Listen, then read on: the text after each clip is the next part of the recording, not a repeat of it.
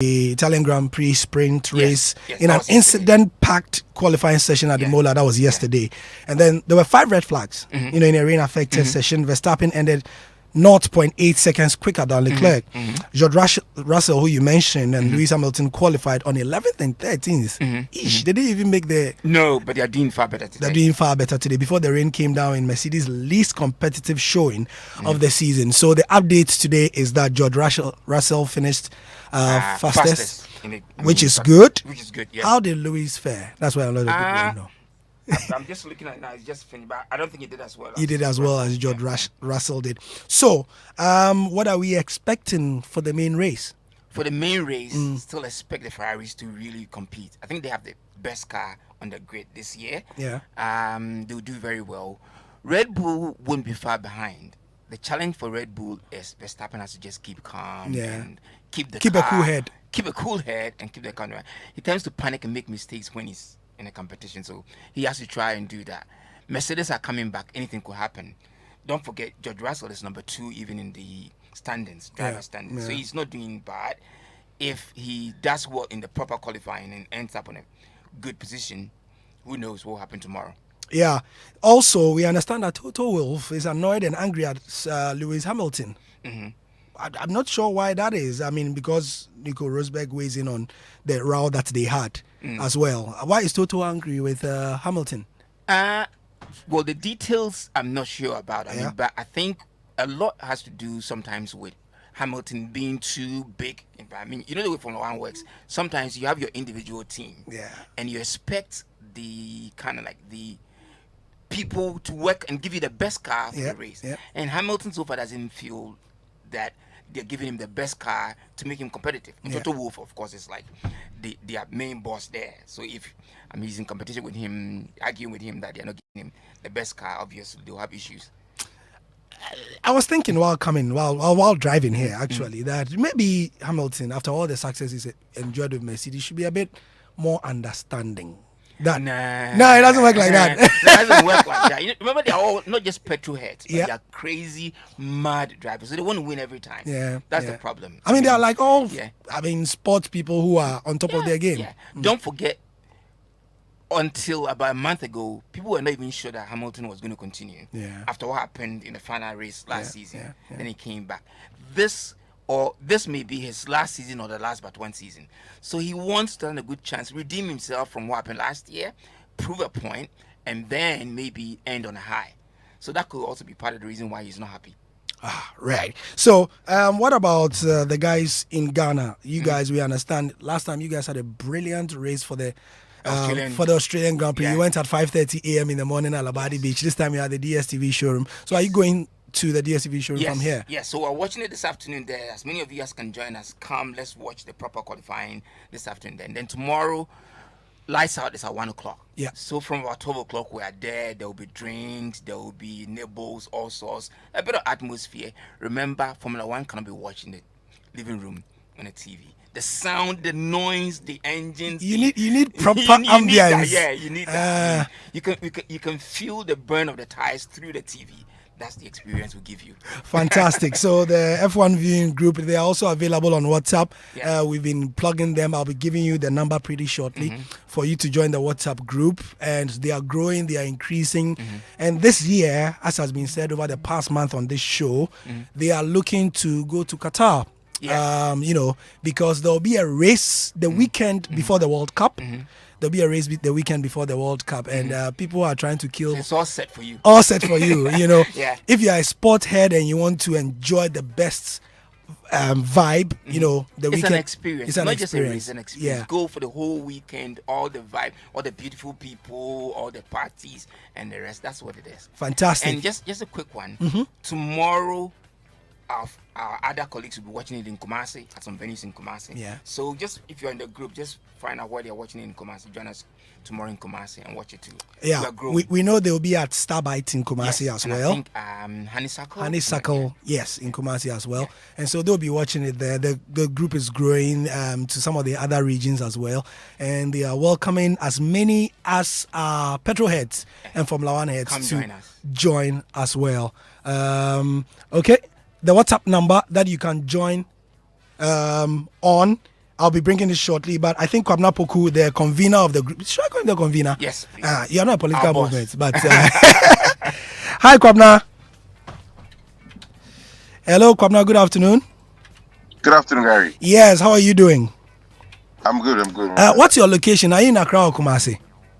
Hey, my brother, I'm somewhere Eastern Road. Oh, I see. Nice one. You are not still doing Easter celebrations, are you? Oh no! I'm at the border of the Eastern region, the border.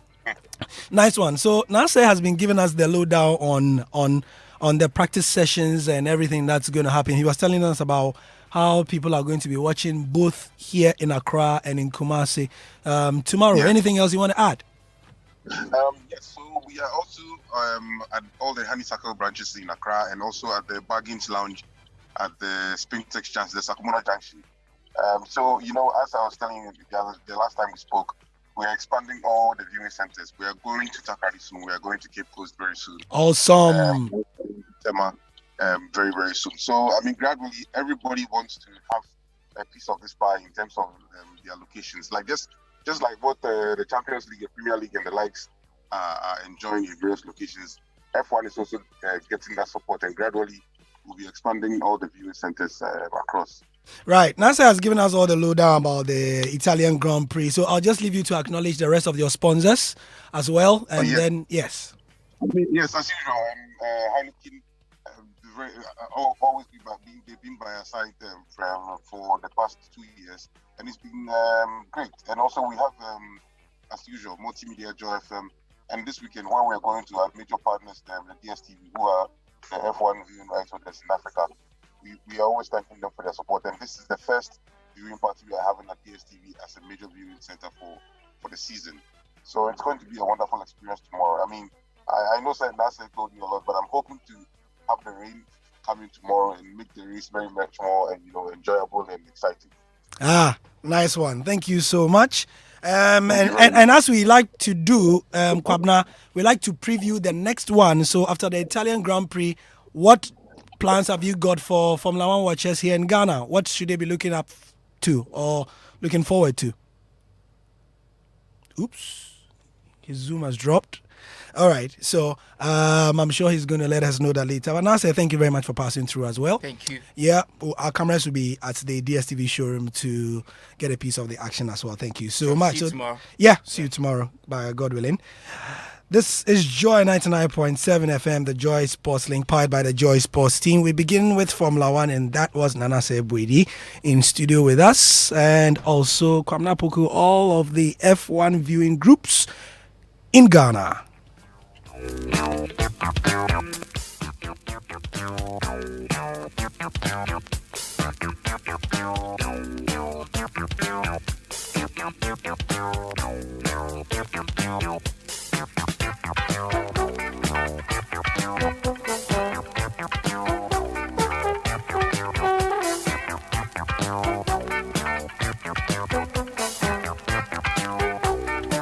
Still here on Joy 99.7 FM. Thank you for your time. It's the Joy Sports Link. Just some 30 minutes after 12:30 in our studios in Kokomlemle as well. And it's currently, this BST, British Summertime, in the UK. And that's relevant because Arsenal have just gone into a 2-1 lead against Manchester United at halftime. And very interesting game. Cristiano Ronaldo have the deficit. We saw a Bukayo Saka penalty to put Arsenal on 2 after they had initially scored 1. Arsenal are going to make it 2 out of 2 wins against Chelsea, against Manchester United, after failing to win 4 and 5. That would be some headlines. And wouldn't that be typical Arsenal? Anyway, yesterday, my colleague George Adu Jr. had a Premier League weekend wrap, a preview with the BBC's Maz Faruqi. So we get that. When we come back, we go hard on the issues involving the Ghana Black Stars and that exclusive interview with Andre Ayew. So first, BBC News 2A.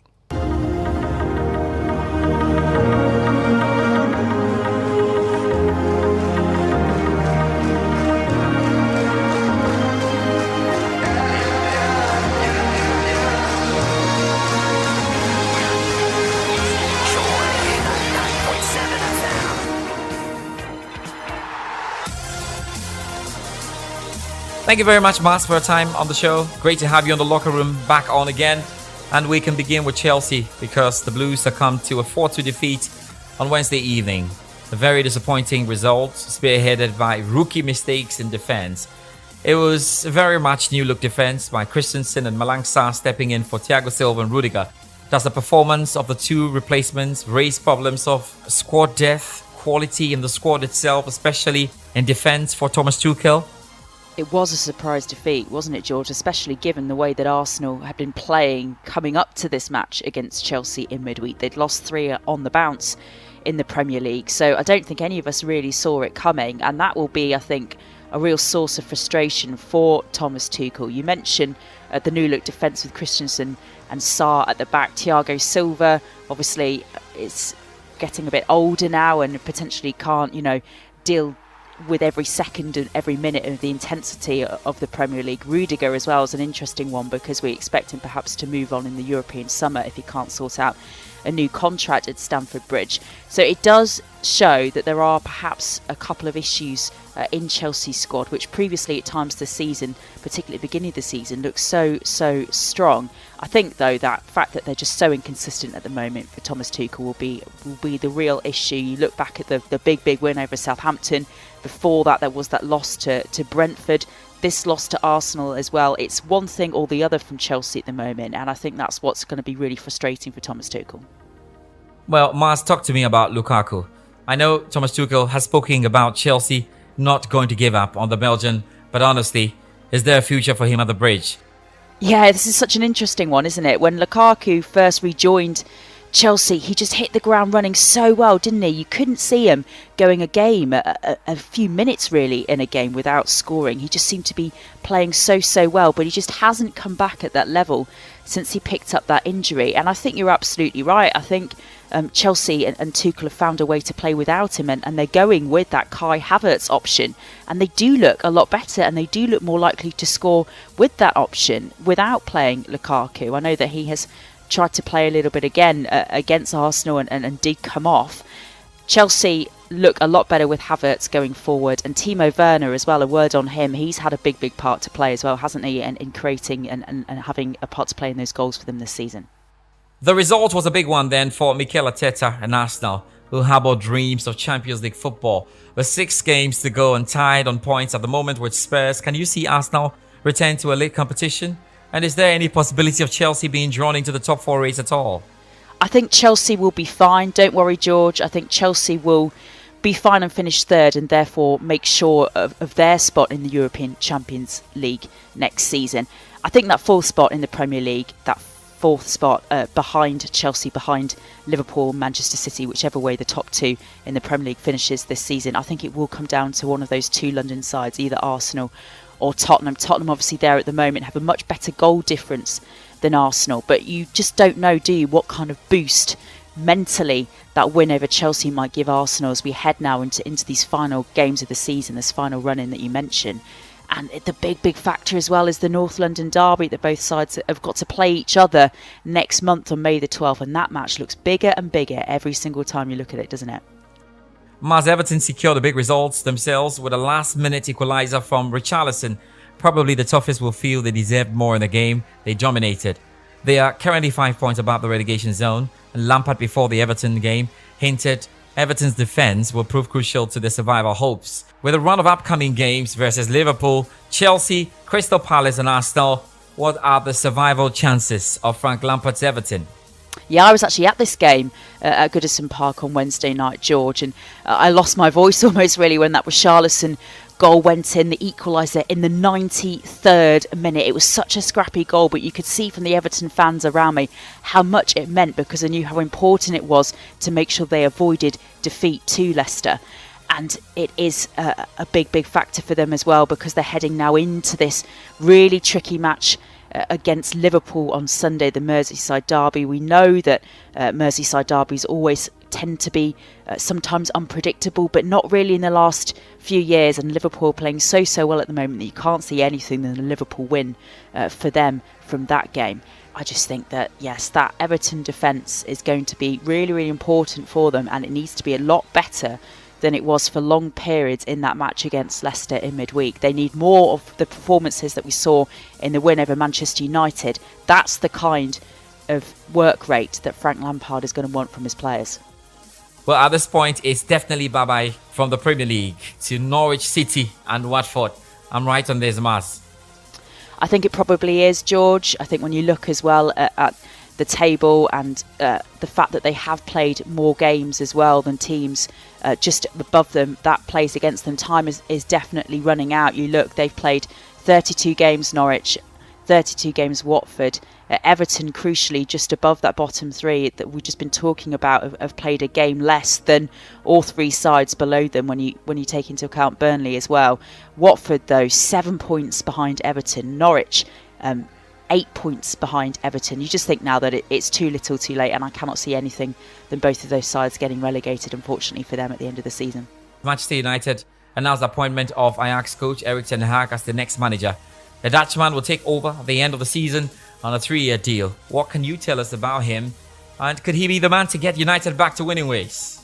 Well, a lot of our listeners will know, obviously, Ten Hag from that incredible run that Ajax made to the European Champions League semi-finals back in 2019, almost making the final as well, but just losing out to Tottenham in their semi-final.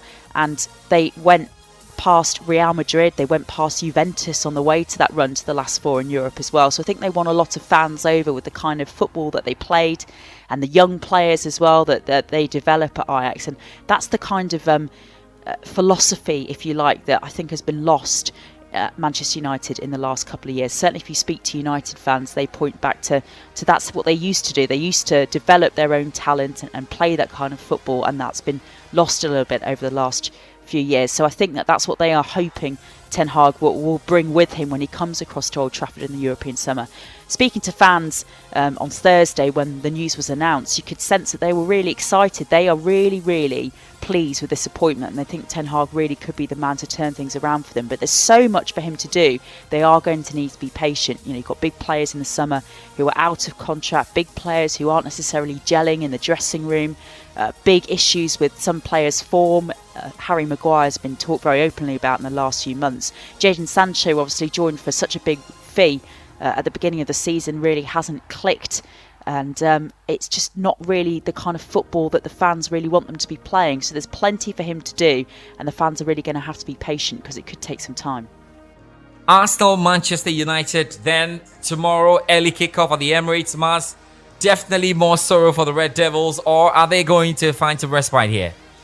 Interesting, this match, isn't it? I certainly think this is one of the biggest games of the weekend. Matches between these two sides always are, and it's so interesting now to know how this one might go, coming off the back, as we say, that big result for Arsenal on Wednesday against Chelsea, that terrible result for Manchester United against Liverpool on Tuesday when they were humbled, and Ralph Rangnick, their interim boss, was so scathing in his assessment of their performance after that match. Manchester United definitely at a low ebb. Arsenal full of confidence after their midweek performance, but you just don't know with matches between these two. Historically down the years through the Premier League, these have been matches that have been very bad-tempered, very physical, and you wonder if Manchester United can bring some of that edge to their game on Saturday, whether that could make the difference. On paper, I think Arsenal are favoured probably because of the kind of football that they've played in the last couple of days, but Manchester United, you wouldn't put it past them at all to just mentally get over the line and maybe not win nicely, win ugly, but 3 points is 3 points, isn't it? Thank you very much, Maz Faruqi, for your time on the show. And that was Maz Faruqi with me on the Joy Sports BBC two-way series. It's now time to check out the other game. Look forward to, I'll tell you a bit about what's coming up in the English Premier League. But let's talk about the games across Europe. And we start with Germany's Die Klassiker. It's Bayern Munich up against Borussia Dortmund, and that's a big one you want to pay attention to. In Italy, AC Milan are up against Lazio.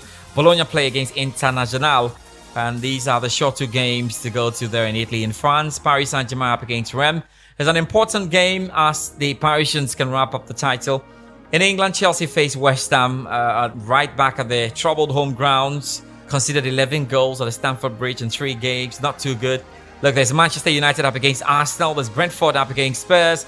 In one of the key battles to follow.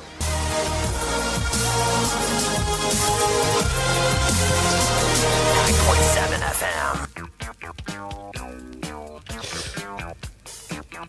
George Addo Jr. with the BBC News 2A. He brought us the fixtures we should be looking out for. I mentioned Arsenal versus Man United, which is 50 minutes into the game.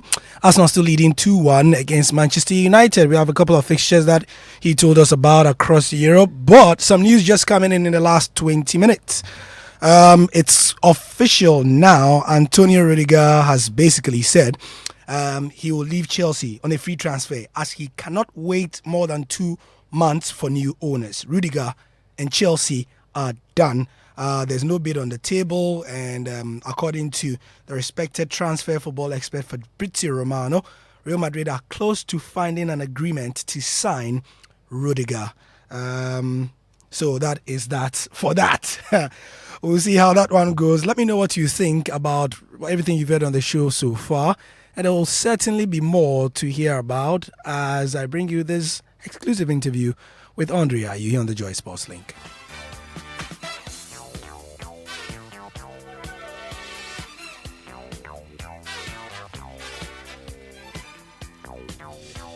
Alrighty, so Ghana has qualified for the World Cup. The Africa Cup of Nations did not go well in Cameroon, and there's a lot to do. Couple of new players came into the team to assist in beating Nigeria home over two legs, basically on aggregate, to get into the World Cup.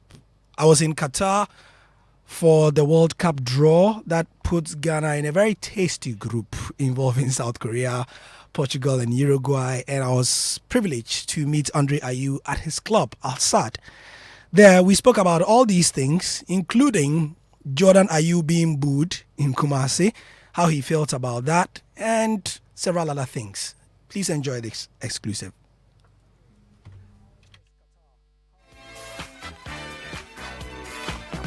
On well here, we're able to win the league.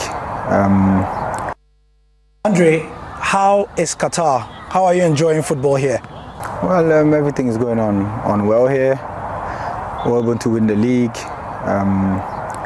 We missed out on the MA Cup final this season in the semis. But globally things are going on well. Now we're getting ready for the Champions League. So there's a lot of job to be done, but very happy and very proud to be part of this big team. Getting here, you know, there were a lot of speculations around, but getting here and seeing the facilities and the level of football, I'm very happy and proud to have made this decision. Al Sadd is a club your father played for. Did it occur to you that probably it would be nice in terms of legacy to come here? Is that one of the reasons why you came? I think it's a big club here. Being watching also Asian football, I know that in the Gulf you have 2-3 clubs who are on top there, who have high quality players and who play to win all the trophies. And for me, what was important was to start winning trophies again. It's something that I was doing at Marseille after I had a spell where, you know, things were going on well but didn't have the opportunity to win trophies. And having the opportunity to win trophies again and being able to be part of this squad, the way things goes, my dad was here in the past and also won trophies here, so it's good that I've started. I have 2 trophies now, so hopefully we can, you know, get much more. Now, you being at Al Sadd, would you agree with those who say that it is a step down from Europe? No, I don't agree. I think when you are in Europe and you don't know or haven't played, yes, you always have that vision, and I don't blame those who have that vision, because all of us were in the same boat before.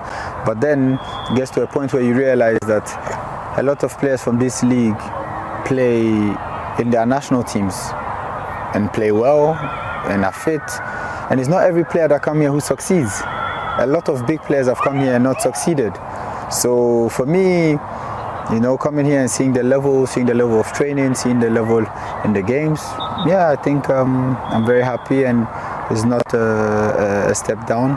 Yes, there is no league you can compare to the Premier League. That you can't hide it. But no, it's clubs who can fight with a lot of teams in Europe. but the exposure here is more in the Asia world than in Europe, so people don't really see it that much. But I think globally, when I see the amount of players who have come here and not succeeded, I know that you can't come here and just go onto the pitch and play. You need to be ready, you need to be fit to be able to succeed, or you will not succeed. To what extent do you think that playing in Qatar influences whether a Ghana national team captain should be captain? That is to say, people say that Ghana national team captain should be playing in Europe in a top league. Do you agree? Yeah, as you said, as you were speaking about our former captain Asamoah, you know, when you look at his statistics in the Ghana Black Stars, when he came to Al Ain was when he had the most goals for the Ghana Black Stars and broke most of the records that he broke. So he broke the records here, and he was telling me that it's not easy. That was when he was here and I was in Europe. He was telling me it's not easy at all. He has to be fit, he has to be ready. If not, he can't make it. And he made an impact also at the World Cup playing in Al Ain. So for me, I think looking at what he has done, looking at what other players has done, players like Gomis and Brahimi and Buneja and all of them in this league, Sassi for Tunisia, I looked at it and said, no, there is a level there, and you know, if I have the opportunity to take it and be able to be in one of the biggest clubs in the Gulf, I'll take it. And I'm happy to be here, and I'm realizing that things are going on well. Speaking of the Ghana national team, the squad has made the World Cup. You could not play in the final series of matches. How did that feel, not being part of the side? Yeah, it was difficult personally to not be part of the playoffs due to a suspension who was dubious, very dubious, but it's part of football and you need to, you know, learn from it. I think that was my first red card in my career, so it was difficult to take, but the guys did a wonderful job. I congratulate the whole squad. I congratulate the FA, the team, all Ghanaians for what we went through. It wasn't an easy qualifier. If we see the way we went through before, we had to go to South Africa and play Ethiopia, then play South Africa and Ghana. Before this very important game, we had Zimbabwe also. You know, it was a tough one, and things did not go always as we wanted. But at the end, we are among the 5 countries in the World Cup, so congratulations to us, and we need to keep going. At what moment did you realize the impact of the red card against Comoros? Was it immediately you got the red card that you knew that you couldn't play in the World Cup qualifiers? I was not thinking about the World Cup qualifiers. At that moment, I'm thinking, is this 20 minutes on and we are down 1-0? And, you know, it was a difficult moment because we needed the 3 points or a draw to get to the next stage, and being -1 is very difficult for the squad. We're able to even come back into the game, so I believe that if we're 11 it would have been a whole different situation, but it's football and Allah knows why. We just have to take it and we learn from it, and I think. But when did you realize that you will be suspended for the World Cup qualifier? I think a week later, because we all thought it would be for maybe the AFCON qualifiers. Yes. That's what we thought personally. But after the FA was checking everything and they knew that it's the next official game, so which was the World Cup ones. So had to take it, you know. But the guys stood up to the occasion. They rose up to the occasion. Thomas, Jordan, Dan. I'm talking their names because they're the senior players, so Fury, etc. They stood up to the occasion and made all of us proud. It's true that it was difficult, it was tough, it was hard, but at the end of the day, we are in the World Cup and we deserve it. Your brother Jordan, you're in Kumasi, right? Yeah. He was booed. I mean, it's the first time that we've seen that happen. How did you feel, and what's your reaction to the fact that he was booed off? No, I'm very calm. It's football. But for me, he had a very good game. So, no, it's part of the game. I think that with Jordan is that he has so much qualities and he's so good that everybody is expecting magical things every time. So when he's not able to produce a magical moment, they get angry. But I don't think it's hatred or whatever. I just think that they expect so much. And he has the quality and he knows. He's one of the experienced boys. He's been in the national team for the past 12 years. Yeah. So we all know that he has saved us on numerous occasions. And I believe that he will do that again. Ghana meets Uruguay again, and for Ghana, it's different reasons.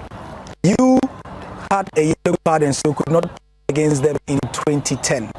What does this game mean for you? I think a lot of people are talking about that game in particular, but I would want us to be able to get maybe the possibility to get into the next round. I'm not looking at that game like maybe any other. I'm looking at that game that it's a game that we have the possibility to take 3 points, which I think is the last game of the group stage. So we are going to prepare, and we the players will do everything to make sure that we make our nation proud and not think about what happened. That is later. Any special thoughts on Suarez around the game? No, not really. Like I said before, and I said in the past, that maybe if it was me or someone else, maybe I could have done the same on the action. It's true, he killed us, he killed our dream, he killed Africa's dream, and we all have, like, we won't say something against Suarez, but we all have that feeling that he didn't make us be the first country to get into the semi-finals, so that will always be there. But he wanted to do it for his nation. He took a decision, but we don't look at that. We want to play well and try and succeed. In 2014, you played against Portugal, and now Ghana is facing them again. Cristiano Ronaldo is heavily rumored to be playing his last World Cup. You yourself will be 33 or getting to 33 by the time that game is played. Is this your last World Cup? Well, I don't look further than what's coming. I think what's important is to keep working, being fit, being able to play numerous games as I'm doing. As long as I continue like this, I don't have an issue. We look at a lot of squads, Africa, Europe, players are playing in the national team at 37, 38, etc., etc. So I'm not looking at the age, I'm just looking at me being fit and performing well. 5 African countries are coming to the World Cup. There are 54 African countries. Do you think Africa has done enough to earn more slots? I think we should get more numbers. That's, I think, would be fair enough. I hope that we get more numbers very soon, hopefully, because the continent deserves it, and it will give us more chances for teams to go further in the tournament. In 2010, your Ghana World Cup squad profited from solid, focused preparation. In 2014, the complete opposite happened. From these two experiences, what would be your advice to the African teams coming to the World Cup this time? What would you say are the secrets to having a great World Cup for the teams? I think the World Cup has to be prepared like the way you should prepare an African Cup. It has to be, planned ahead and do the things that you have to do. I believe that we know what, we have to do. We know the mistakes we have done, the good things we have done. I have full confidence in the FA to do the right preparation and the coach. So hopefully everything will be okay and we'll be ready to do a great job. What are your top 5 countries to win the World Cup? Well, there are a lot of countries who are good, but you see France, Germany is always there, Brazil is always there. When you have Messi and Cristiano also in a team, they're always there. So it's a lot to see. But you can say an African team also, Senegal are the African champions. There are a lot of teams. I think this World Cup will be more open than it has ever been. There will be more chances for everyone to succeed, because I think every team is better prepared. The African teams, the American teams, when you look at USA, Canada, solid squads. So Spain, till we start the tournament, you will not really be able to see who's going to lead. But I think France has the edge at the moment. Ghana is going to be led by a coach. Otuado qualified the team. He was the head of the interim team, but we don't know the status. From what you've heard from your brother Jordan and others, what do you think of the group of coaches who led us? Would you want them to stay? I think that's not my decision to take, not at all. I think that's for the federation to take a decision, but we have qualified, and I think they did a fantastic job, and I congratulate them for the job that they have done. We supported them, they supported us. Even those outside the field, whether me, Wakaso, etc., we will always try to help, and they did a fantastic job, you know. So after is not for a player to speak or to say whatever, but I just know that we are happy. It was a core of Ghanaians, and I'm proud that, you know, a core of Ghanaians took us to the World Cup, even though Milo was also there, CK was there, which, you know, we went through difficult moments and good moments together. So congratulations to all the staff, and we need to continue. You've been in Qatar for a while, you've played here, you lived here, you've even won a title, so you understand what football means to the people here. But what does the World Cup mean for the people of Qatar? A lot. I think it's going to be one of the best World Cups that we've ever seen, because I'm seeing what's been done, how they've been preparing, the stadiums, the training facilities. You're here, this is one. Everything is set for this World Cup, so I believe it's going to be tremendous, and I'm very happy and proud to be part of it. For the millions who are coming, is Qatar ready? Qatar is very ready. Okay. Andre, and finally, what would you love to tell Ghanaians who have supported the Black Stars and Africa, who are waiting for the first African team to go into the semi-final? Thank you very much for all the support. Thank you for the love. We know that we have been through ups and downs, criticism towards the team, towards, you know, the staff and players, but it's part of it. We know that it's all love. We love you too. We saw the support in Kumasi. We saw that you love the team the way we love the team, and we need to stick together as we are doing, and we keep going, keep believing. But most of all, a big thank you, and may God bless you all. You are coming, final question. You are coming into this World Cup for the first time as captain of the Ghana national team, to be wearing the armband and leading your country. It's something your father could not achieve. What does this mean for the Ayew family? It's not a family thing. I think it means a lot for Ghana, and for me as a player, it was my dream, you know, and today I've been able to realize this dream to qualify the nation to the World Cup, which is great for me. You know, it was a promise I gave to my dad that one day I would qualify the nation to the World Cup. So that is for you, and yeah. We'll get ready. Thank you, Andre. You're welcome. Joy 99.7 FM. Keep that frequency clear. Joy 99.7. I love this station. And I'm sure you do too. This is 99.7 Joy FM. Just gone by. The captain of the Black Stars, Andre Ayew. His first interview since joining Al Sadd with a Ghanaian media outlet. You're speaking to me. And if you have any questions, any observations about that interview, we covered a lot of ground. Let me know what you think. Also, right, we move on here on the Joy Sports Link. As Arsenal have just literally right now, Granit Xhaka has rifled the ball into the net. Arsenal 3, Manchester United 1. 70 minutes gone. What a goal that was, Granit Xhaka. But that is not what my next topic was. I just wanted to update you. We'll now go to the phone lines to talk about what is Andre Ayew and the Black Stars' next step in qualifying for a tournament aside the World Cup. The Africa Cup of Nations comes to us in June 2023. I'll be going to my colleague Muftau Nabila. Hello, good afternoon, Muftau. Good afternoon, Gary. Yes, hope you're well. I'm doing good. How are you too? Great. We just heard Andrea you speak about a lot of things, how the team is ready to respond after the fiasco or the disappointment of the AFCON. Now, already, they need to get ready to play Madagascar, right? Yes, that will be on May 30. On May 30, or that weekend, the weekend of May 30. But we don't have a stadium to play that game, do we?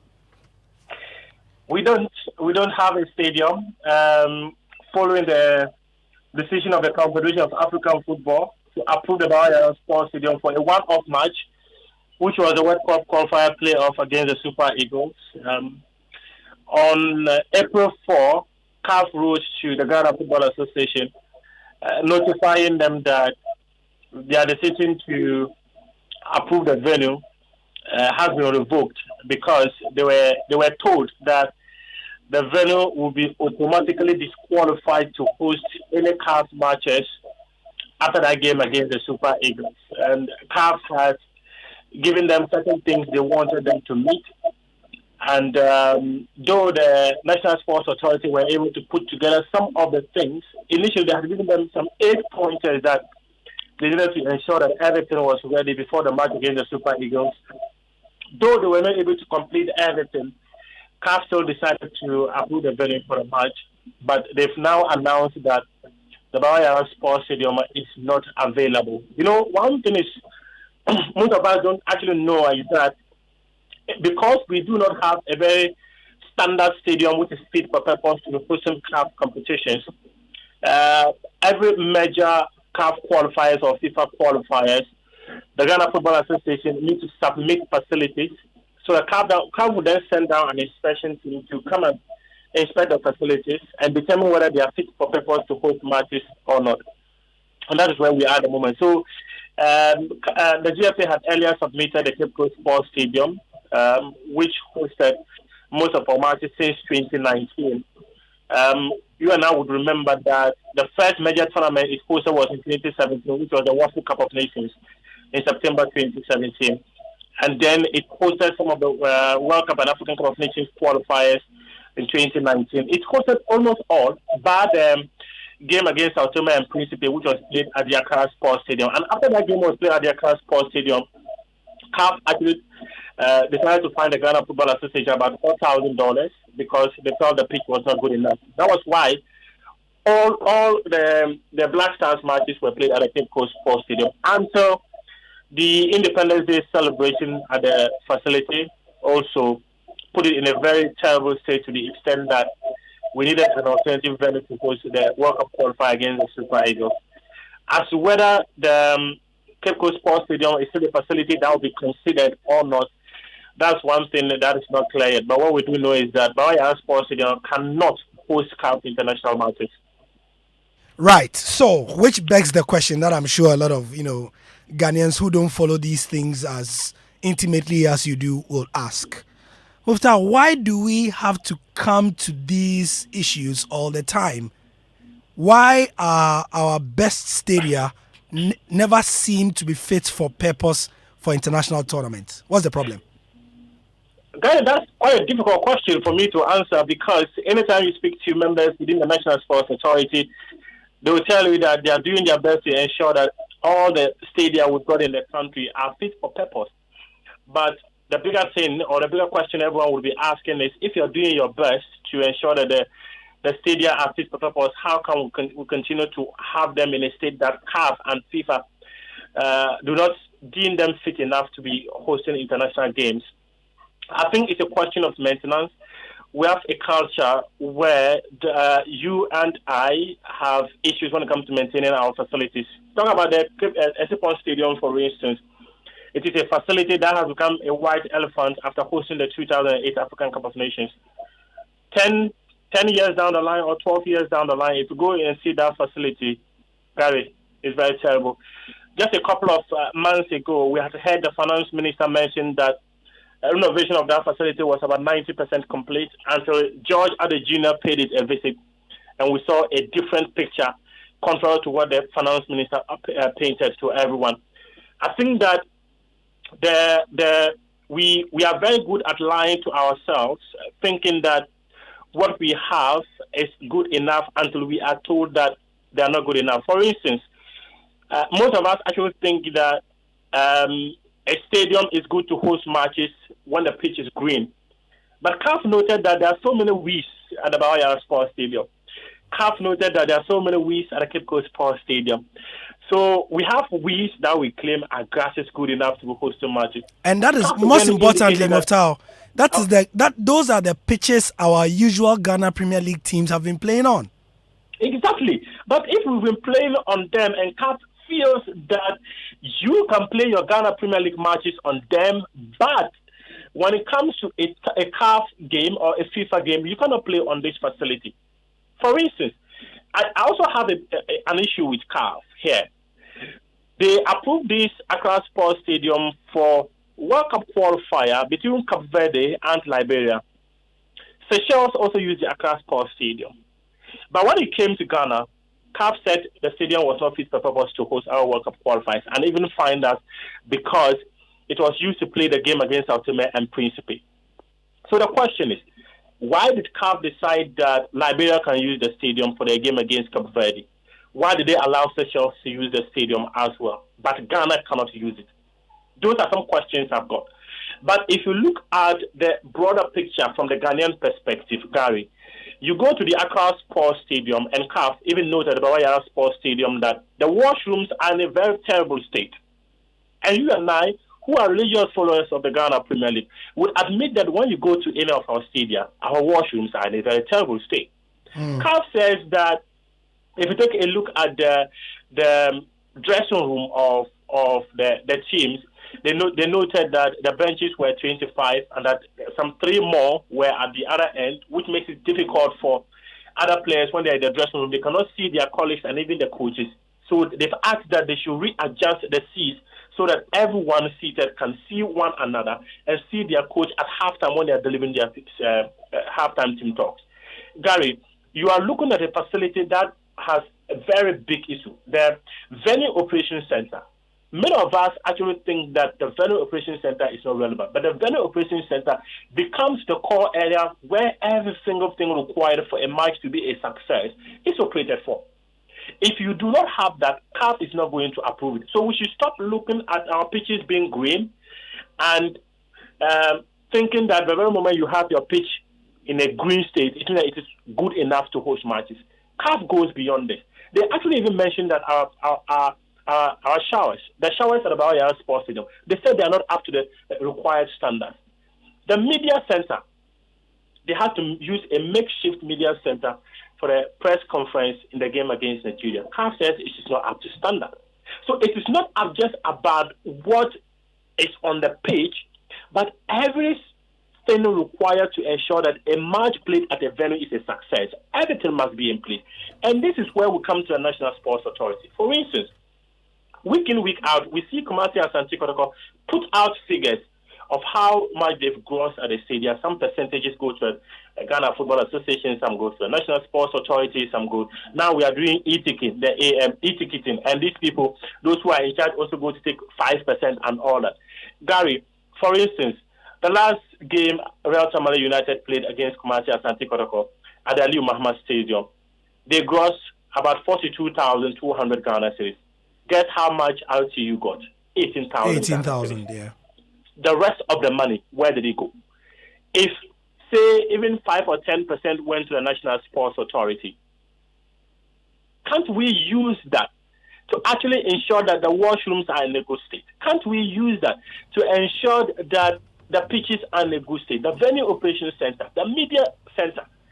Can't we use all these monies to improve the facilities so that when we want to host matches and CAF sends down an inspection team, we will not have bigger issues? Okay, I remember recently I was having a conversation with one man within the CAF inspection team who was telling me that they actually have a gadget required for testing the grasses to see whether the pitch is level or not. Yeah. Unfortunately, we don't even have that.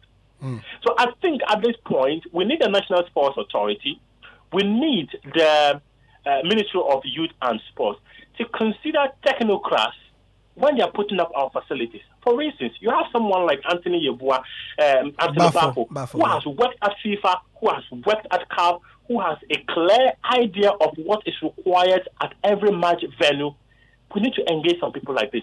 There's someone like Julius Enuma of the Ghana Football Association. He's actually on the line. He's actually on the line. Julius is on the line. That's why I was breaking in so that he will come in. Julius is an incredible guy. When the National Sports Authority needs his services to ensure that the facility meets the standards required, he will educate them. Okay, so Mufta, let me introduce Julius to it is our facility. We decide how we maintain it. Then we'll always get to this point. We have Emmanuel Dasubre there who goes around the continent training pitch inspectors. Why can't we tap on their knowledge so that we don't have the issues of not having a stadium fit per purpose?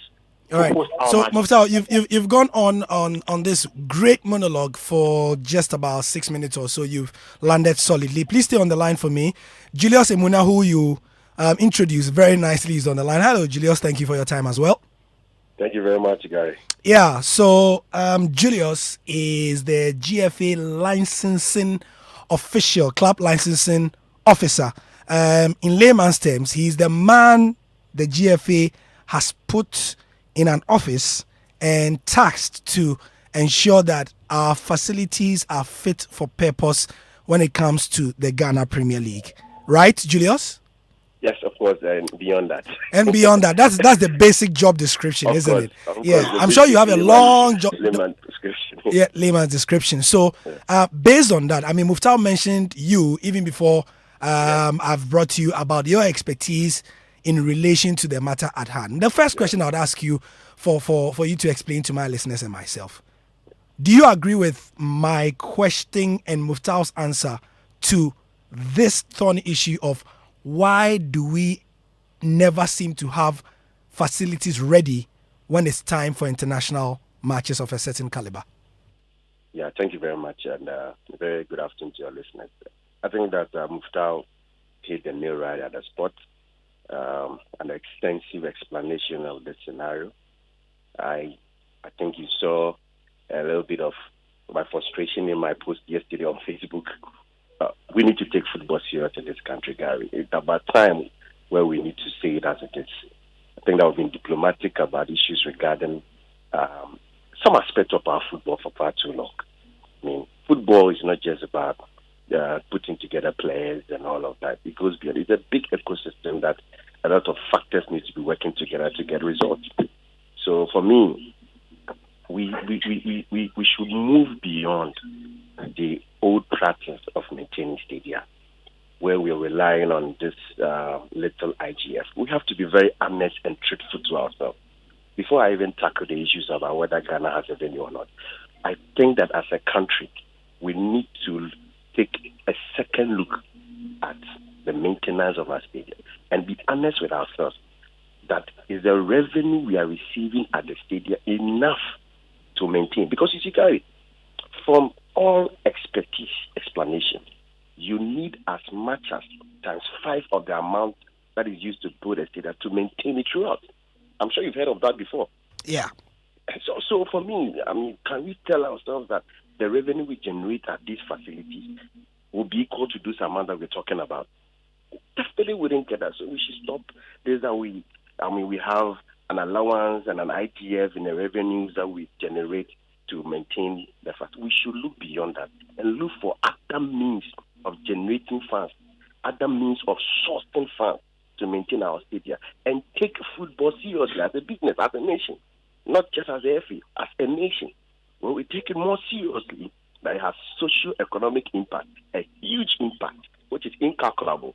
I mean, sourcing funds, if we are sourcing funds to pay player bonuses, in the same vein, we should see it as important as a state to source funds to maintain facilities. Because if we are sourcing funds to pay bonuses and we cannot get funds to maintain facilities, where are the players going to play? It's as simple as that.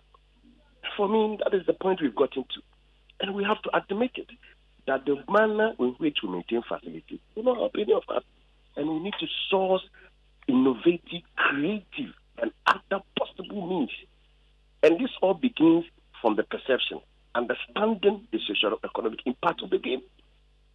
It's not just a social intervention that we play, people get happy and then it moves on. No, there's a socio-economic impact about it. And when you understand from that perception how to get the money, the same perception that we try to make sure we get money for players, we'll do the same thing to make sure that we get money to maintain our facilities. It's as simple as that. So, Julius, now you've given us a background. Let's go to the substantive issue. Sure. We have until Friday, the 29th of this month, to submit a venue to CAF or venues to CAF that these are what you should come and inspect for the game against Madagascar. From what you know at the FA and from where you stand, which of the venues are we ready to, if you can tell us? Okay, thank you very much. I think that that was one of the aspects of the Muftau narration that I think was a bit erroneous. And let me clarify this. Sure, please. So this is what happens. In the club licensing administration of CAF, we have two types of licensing procedures.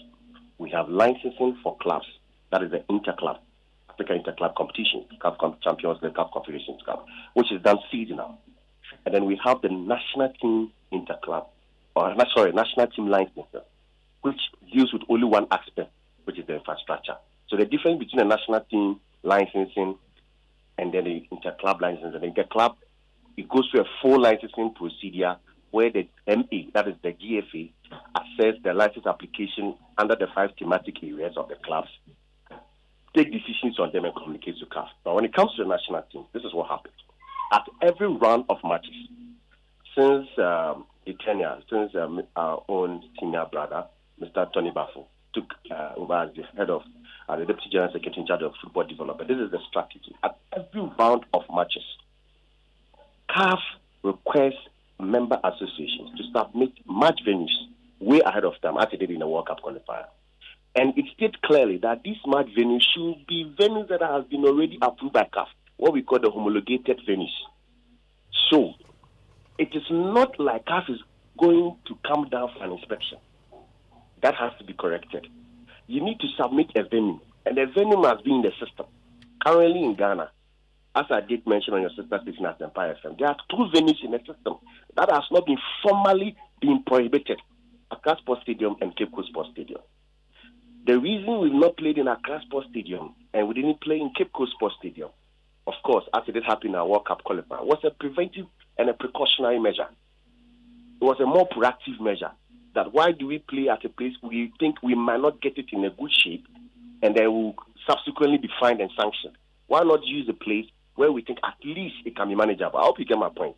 So you are supposed to submit a venue which is already in the system. And in this case, the GFA, by the 25th of March, which is Monday, must submit 2 of these venues, Accra Sports Stadium or Cape Coast Sports Stadium, which is already in the system. And in addition, you submit a pre-inspection report by the club licensing manager, which will indicate the current state of the facility. Then they will assess that report and then confirm the decision to you that you can play there or not.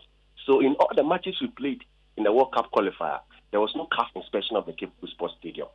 The inspection was done way ahead of time. The venue was homologated, and at every round, we are asked to submit your venue.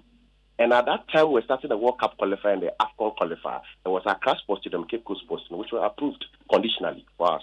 So at every round of matches, we select any of these venues. We attach the pre-inspection report, and then they take the decision. So in the games we played against South Africa, Zimbabwe, and Ethiopia, there was no on-site CAF inspection, and that has to be corrected. That impression has to be. There was no on-site inspection by CAF.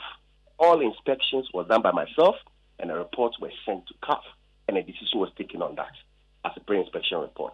So in this same vein, we are supposed to do the same thing. Now, why we cannot send Babaya?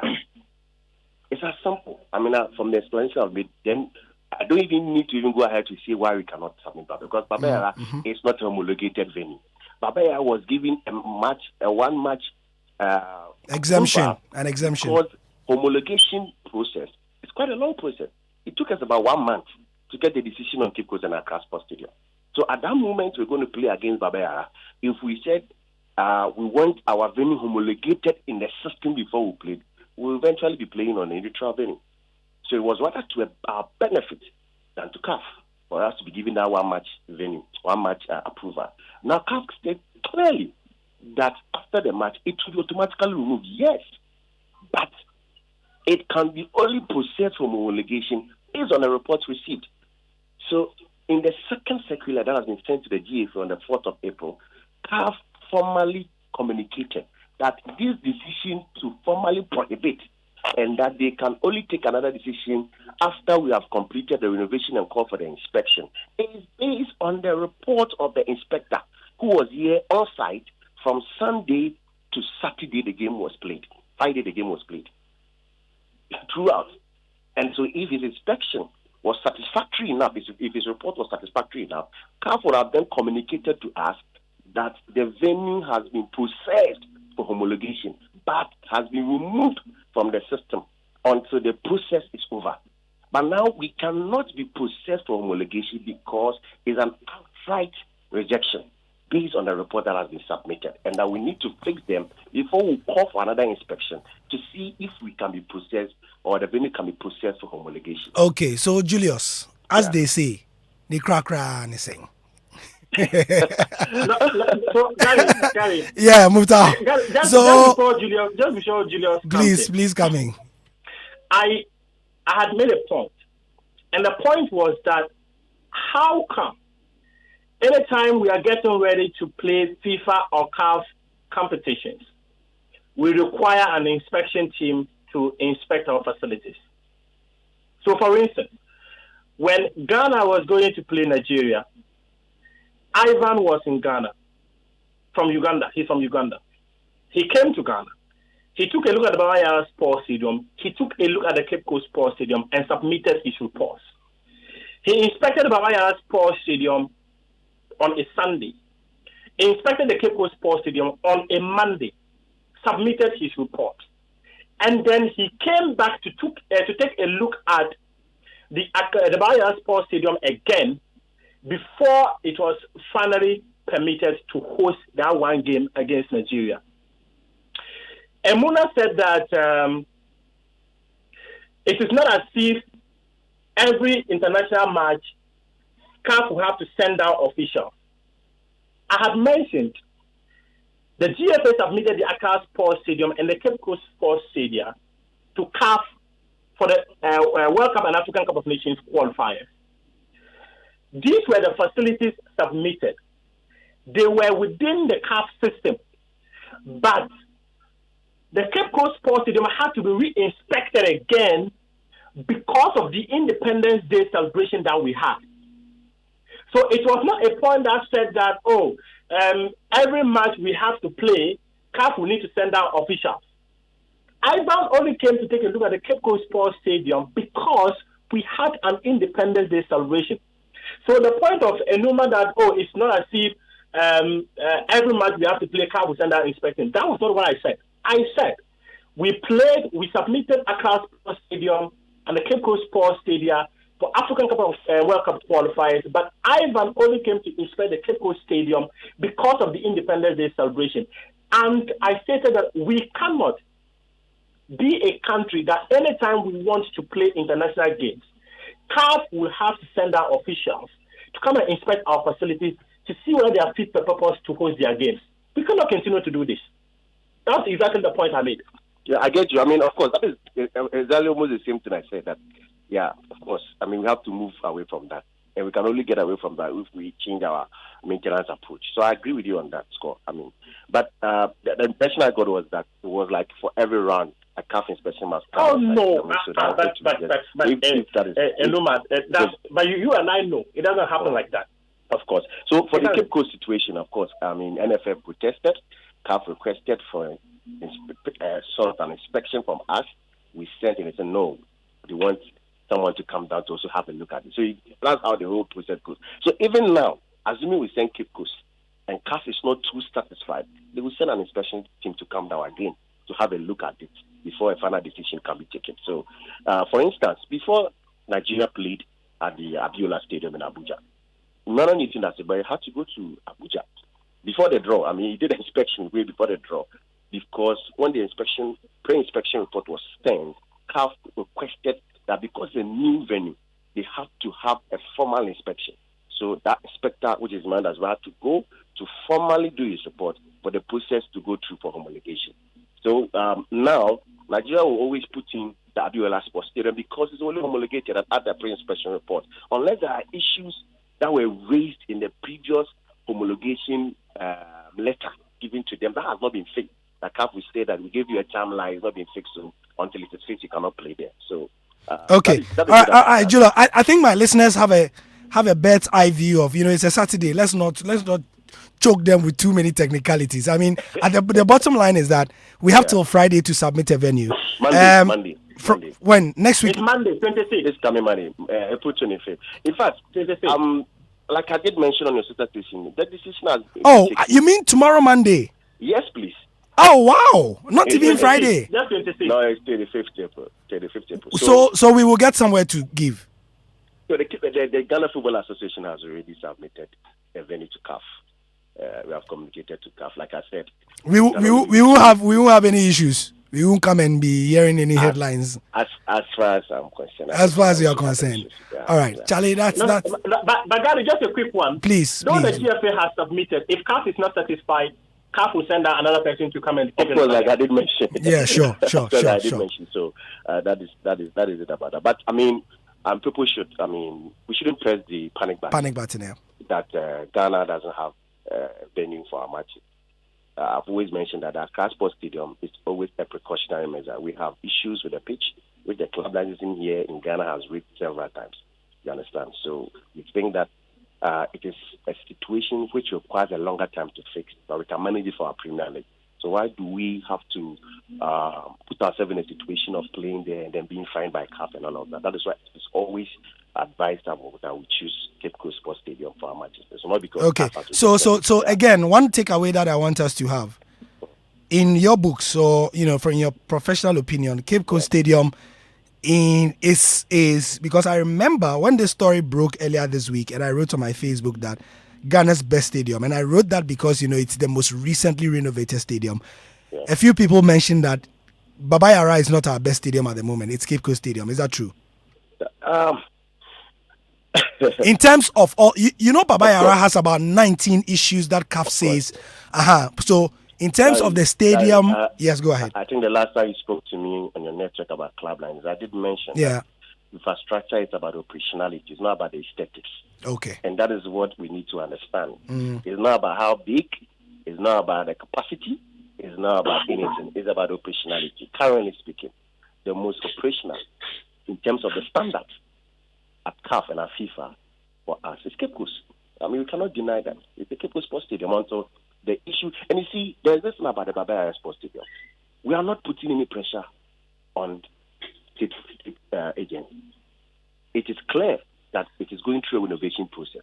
What I expect the National Sport Authority to be communicating to the public, I don't speak for them, but this is what I expect them to be telling the public, that we are going through a renovation process. We have not completed. Let us not paint that picture that we have completed. It is going through a renovation process. The competition area is part of phase 2 of the renovation process. And they know that. So why are we not telling the people? And that is why the FA felt that we need to discuss and publish this. Because you see, Gary, we're going to play against Nigeria, and instead of focusing on the game, we're rather dispelling rumors of politically moving the game from Cape Coast to Kumasi because they were not aware of the issues. So why don't we communicate to the people of Ghana? Of course, this is Black Stars, which has huge public interest. A petition in the Black Stars called for a commission of inquiry. So we cannot joke with the things about the Black Stars. Sure. So if a decision will be taken that our last game and our huge successfully organized game recently, the venue that was played cannot host our subsequent matches. The reason for that to happen must be communicated to the public. It is not to set up another agency against the public like some are thinking. No, the public and especially the good people of Kumasi who throw to support their team must know that it is no fault of Ghana, no fault of the FA, no fault of the NSA, and no fault of the Ministry of Youth and Sport that we might be playing Madagascar and Cape Coast. They need to be aware of that. So that because it's important. We have a few weeks to the time. What we are discussing now will not make headlines till about maybe 2.5 weeks or 3 weeks. Of course. When it is official that, ticket prices are out and the game is going to be in Cape Coast, people are going to say, but if Kumasi gave us such a great reception. Why are we not playing it there? You know, by which time, I mean, most of us will be educated and we can now do the needful as well. So, Julius, I'd have to thank you for your patience and education as always to let us know the state of and the true state of our nation's facilities address. I'm praying that in the next few months or year, at every point, you see, when sometimes I see the publication from CAF, venues that have been approved by countries, and I see other countries, you know, you have to feel for it. You see, sometimes it gets to you. You understand? It be some way. It be some way. Yeah, we should get to that state where we should be sport for choice. I think that is where Ghana should be. So people should understand us when we're hammering on this, and that has been my anthem. Infrastructure. That is football without infrastructure. You're not even. I don't know what kind of business you are into. So for me, we should get to that state as a country where at every round of the match we have sport for choice. We have at least 3 facilities we want to choose.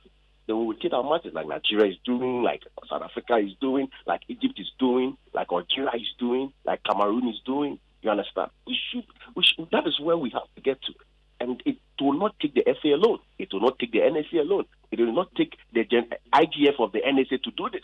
And that is what we have to understand. It will not take the IGF of the NSA to get us to this level. It requires a serious investment in our facilities. And that is where we have to get to. Thank you, Julius Emuna. He's the club licensing manager at the Ghana Football Association. And like I said, in layman's terms, he's the man who ensures that the facilities are ready and have met all requirements for the Ghana Premier League. That's the basic of his job description. He has a bigger job description than that on paper. But thank you for your time. Muftar Nabila is with the Joy Sports team as well. He provided the ballast for this discussion and the counterweight to all this stuff. Muftar, thank you for your time. Thanks very much for having me, guys. Okay, so we are still here on the Joy Sports link. That was about the 4th thing we have done. After Formula 1, after the Premier League preview and the European football preview by George Adu and Mas Faruqi of the BBC, Andre Ayew's exclusive interview, and now we've got the lowdown on the Black Stars. And we'll be moving to boxing shortly.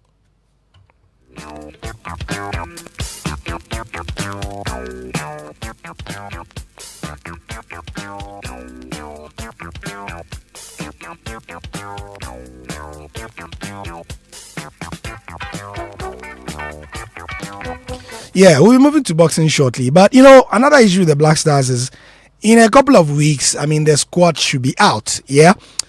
Question is, who will be naming the squad? Which coach will be naming the squad? Because we know that it's Otuado who led the team of the coaches, the former team, you know, to beat Nigeria and qualify Ghana to the World Cup. But in the past week, he's been speaking about, you know, how ready he is to take the Black Stars job, and he wants the GFA to speak to Borussia Dortmund because, you know, it was an interim arrangement at the time. Would the Ghana Football Association be ready to buy him out of the Dortmund thing, or they are going to speak to Dortmund to have a side-by-side arrangement? I was asking on social media earlier this week what, you know, the people, Ghanaians, would want, looking at the economic factors and everything. And it seemed like a lot of people wanted the GFA to speak to Dortmund for a side-by-side arrangement, purely on the basis of the fact that, look, the Black Stars does not play every week or every month, maybe at most 6 or 7 or 8 games a year. And so they would not want a situation where Ghana would be burdened with paying Otuado every month, a certain amount every month. And so if we can get him on a side-by-side basis, it will be okay. But it doesn't work like that, you see. And so we are waiting for the GFA to speak to Borussia Dortmund, and hopefully they can come with an arrangement. If it can be side-by-side and it works, and, well, that is what is okay for Ghana, well, we'll see how it goes. But earlier, Prosper Harrison-Ado spoke about the Otuado situation, so let's hear him. What I can say is that engagements are going on, and that once conclusions are reached, we will announce to the generality of Ghanaians. We know this is one of the key things we need to conclude, and then to move on to the other things. And so work is ongoing. There's no use saying too much when we can just wait and then get the full blessing or otherwise, and then we can inform Ghanaians appropriately. You see, when you are in official positions, you can't speculate, and so we can only talk the facts. So as of today, the position is that engagements are going on. Once concluded, immediately we'll announce to Ghanaians and then move on from there. But what I can assure is that work is already going on. People, I've heard one or two people say that, they are delaying and that there's no work going on. No, the national team doesn't function like that. Work goes on irrespective. There are a number of things going on. And Didi Drama, Chris Hutton, George Martin. Everything about the technical team of the Blasters.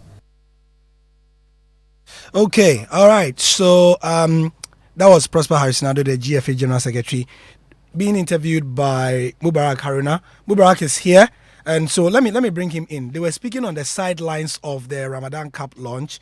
So let me bring Mubarak in. Prosper is seated somewhere, but he won't speak now. So Mubarak, come. Let me get your thoughts on how the whole interview with Prosper went and what you're able to pick alongside as well.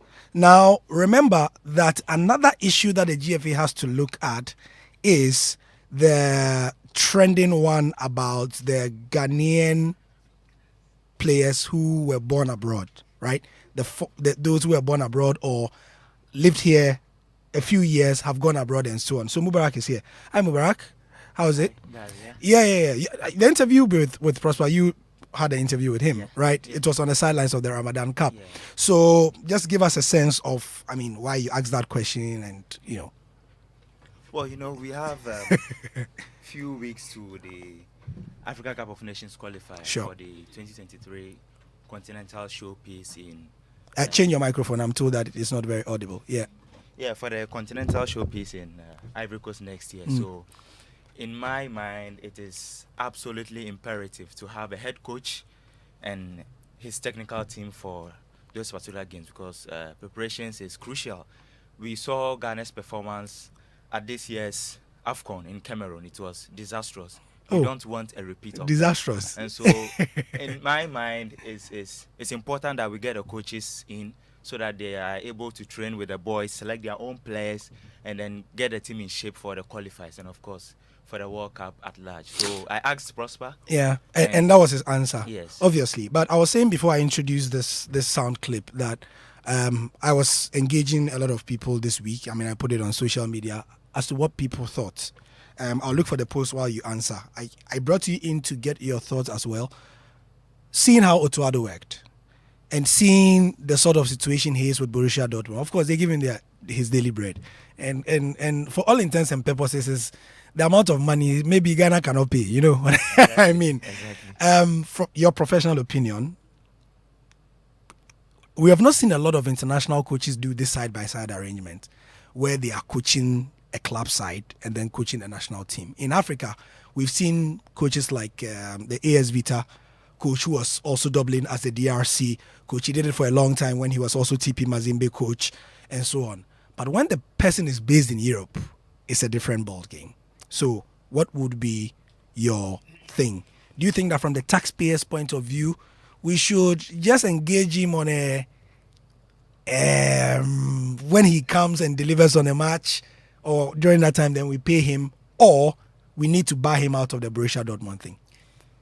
Per my understanding and with the little information I have, he's reluctant to leave Borussia Dortmund full time, on a permanent basis.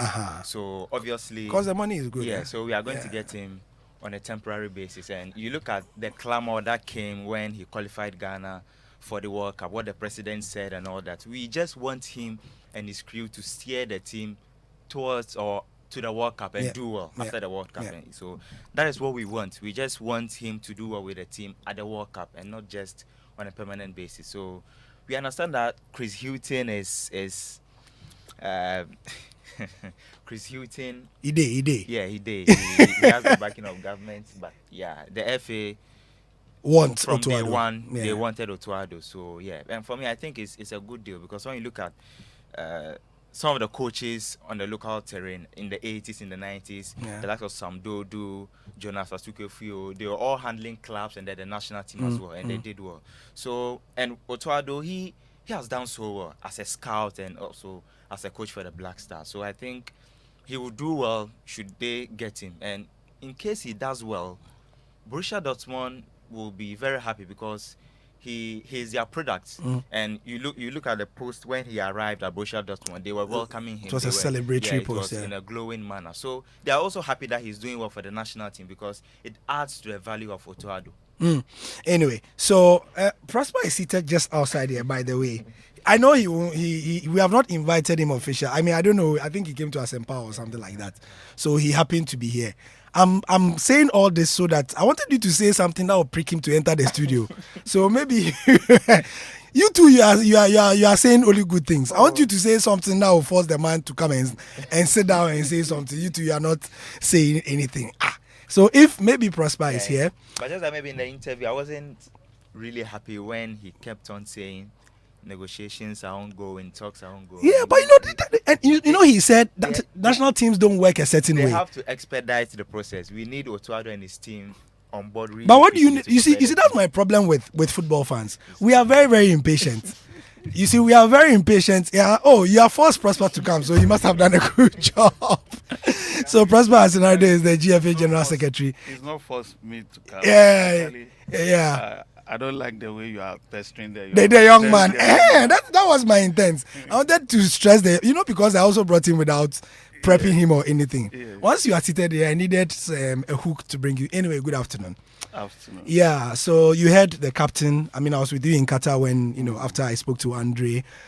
He spoke. I asked him about Otto Addo as well, and he said, well, he wasn't in camp, but from what he has heard, I mean, it's good things, but the decision rests with the FA. And, clearly, after the work Otto and the rest of the gang did, everybody seems to be happy as well. You have said in this clip that negotiations are ongoing. We know you won't say it is done or not done. We want to know how well is it going? How well is it going? That's all we want to know. It's going well. It's going well, eh? It's going well. That's positive. Remain, positive. That's great. We put in a very good team that has taken us to cross the last hurdle to qualify for the World Cup, and the feeling among Ghanaians is that they deserve that team collection of technical brains deserve to take the team to the World Cup.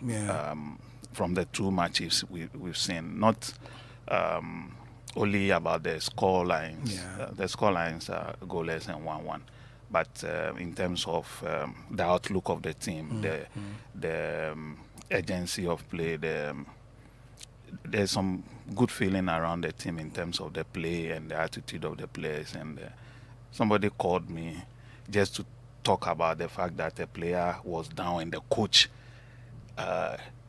was furious and got him to run back. Who was that? At the end of the game? Yes, that was close to the end of the game. Yes. Osman Bukhari. Yes, I was waiting for the final whistle, so I wasn't. You were paying attention. And that, so that alone, when it looked like we were qualifying, the Yeah. final minute, Osman Bukhari fell, and he wanted to waste time, and Otto Addo. He wanted the sympathy of the referee. The referee. And Otto Addo said, "Hey, come on, get up." Yeah, and people seem to like that. Yeah, for him, for this friend of mine, that was like, these are things we want to see. Yeah. And so he was very happy about it, and said that if we can get, he knows we have the ability in terms of the skill, and so if we get a coach who can instill discipline and forthrightness, and then get the boys to have that focus, we can do it. I will not stray from this at all. But one question Ghanaians had before Otuado and the crew came down, after the appointment had been made official and all that was, people were wondering how you were going, that's the FA was going to get these top minds, Each of them, remember, was or is in good stead to be head coach on their own. Yes. That's a fact. How were they able, what did it take to get, for example, Chris Hughton? Let me be direct here. Because Chris is many years, Otuado's in coaching, many, many years. Experience level. How did the team get Chris Hughton, George Boateng, who is no secret that he has wanted a job himself, to be behind Otuado and work with him and for him? How did that happen? I think that excellent brains appreciate excellent brains. And so I think from immediately they got to know that they will be working together. They, of course, we facilitated and they call each other. And straight away, you'd notice that they are operating on a different level and a wavelength of mutual respect and understanding in terms of the qualities. They appreciate each other's qualities, and they know that they can then work to elicit these qualities and to create something very good for Ghana. Indeed, all of them were excited of getting the opportunity to contribute to the qualification, and all of them wanted to qualify. Everybody wanted to qualify, and once they were at that level and they took that level to communicate with the players, a lot of work. I remember when the whole country, I must say that the media, but then once the media is talking, it's just a sieving of what the feeling of the country about the list. Well, there were people who about the squad not coming out. Yeah, there were people who were with the FA that the list shouldn't come out, and then there were a lot of people too who said they would love to have the list. When all that was going on, the coaches were working, and they know they were aware of their list, and they were in constant communication with the players, constant review, analysis, and everything. So a lot of the work that we saw in those two matches were mental work.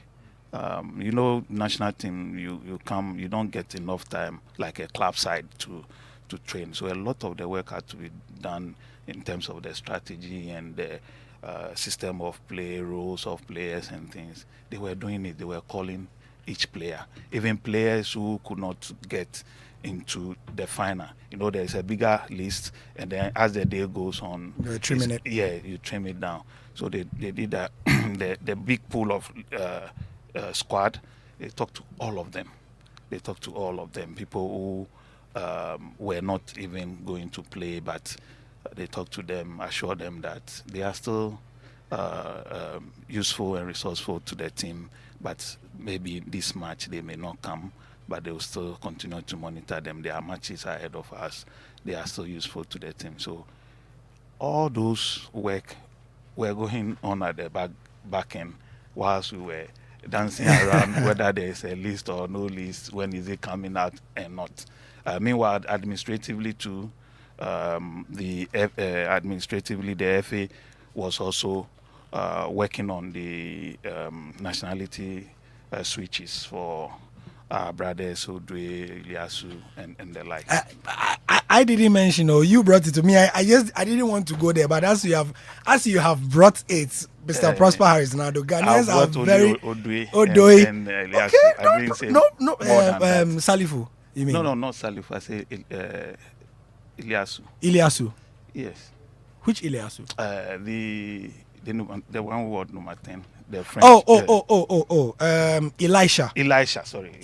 Elisha, who was number 10 against Nigeria. Yes. Okay. So that work was also going on whilst we were talking about the list. Yeah. So in fact, Dennis Odoi. Yes. And so if the list had come out at that time, they wouldn't be part of the list, and that is why So a number of reasons accounted for the list. I not remember, coming out early. Yes, I remember some said that it was just strategy, and this strategy there, everybody knows our players already, and so why? The Nigerians will know. The Nigerians didn't know Odwe.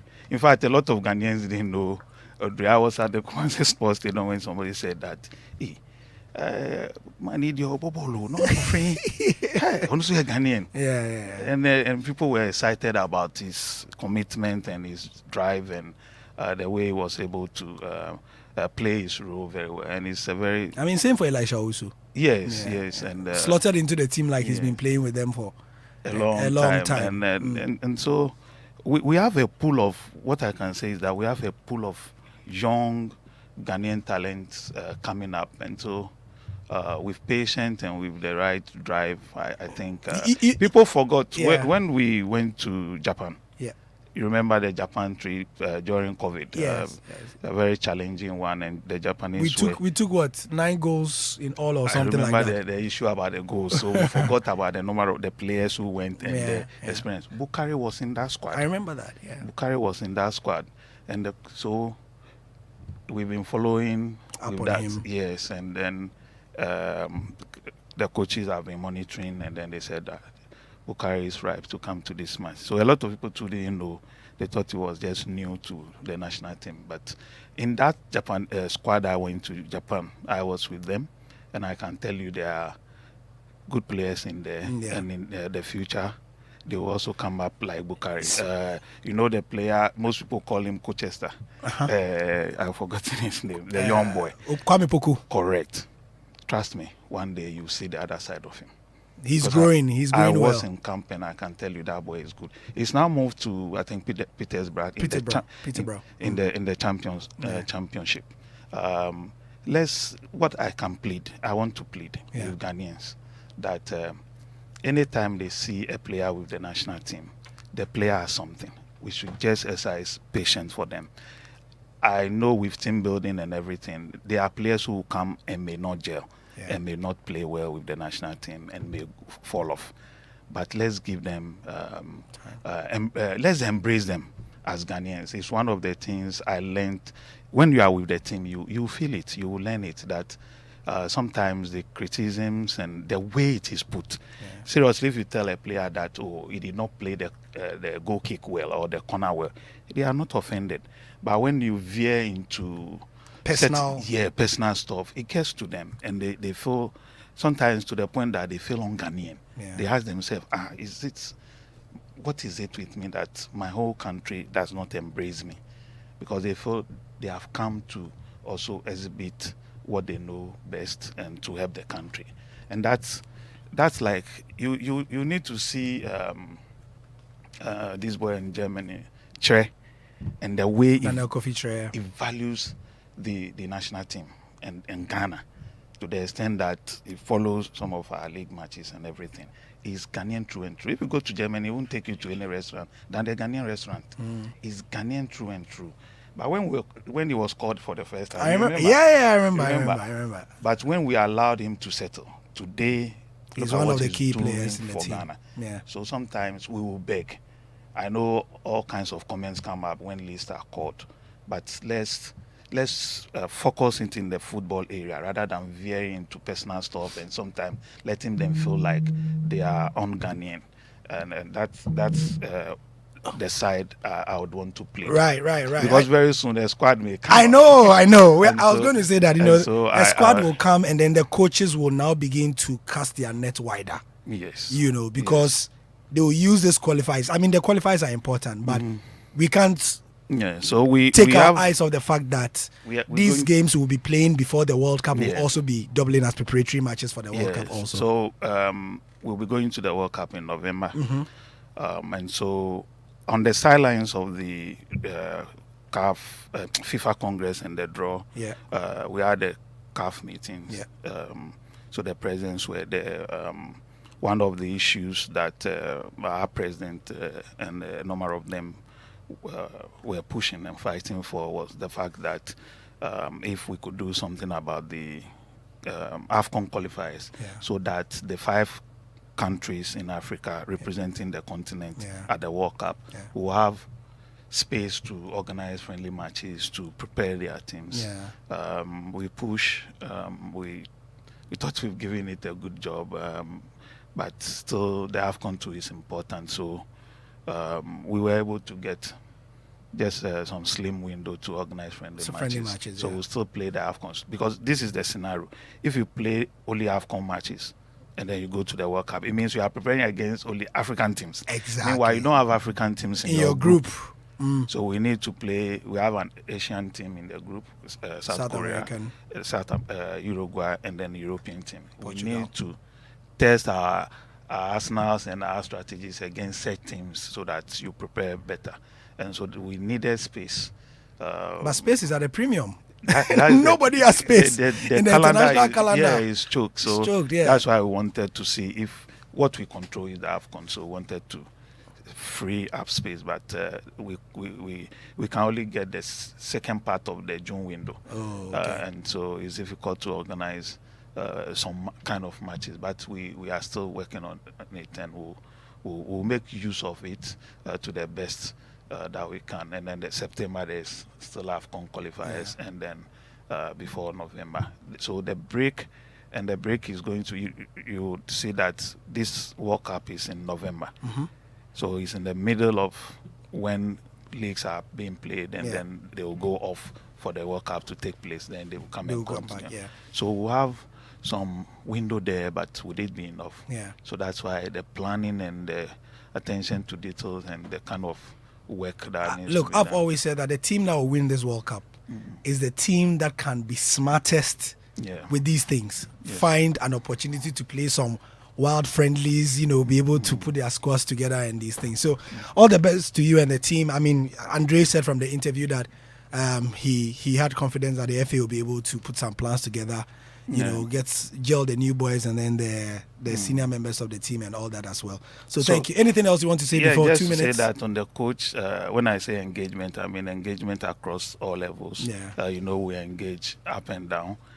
So engage from the corridors of government, and then we also pick feedback from the generality of Ghanaians, and so we'll do all that. We come up with the decision, and then we move on from there. Thank you very much, Prosper Harrisonado. Just join us, very impromptu. We appreciate his time. He's the GFA General Secretary, basically the CEO of the FA. If you look at the hierarchy of the organization, I'm Gary L. Smith. It's been the Joy Sports Link. Unfortunately, today has been packed. I've not been able to take your questions and also your calls. Promise to do that next week, where we have something more from 12:15 till 2. Take care and enjoy the rest of the weekend. Right now is the news at 2 with Daryl Kwao.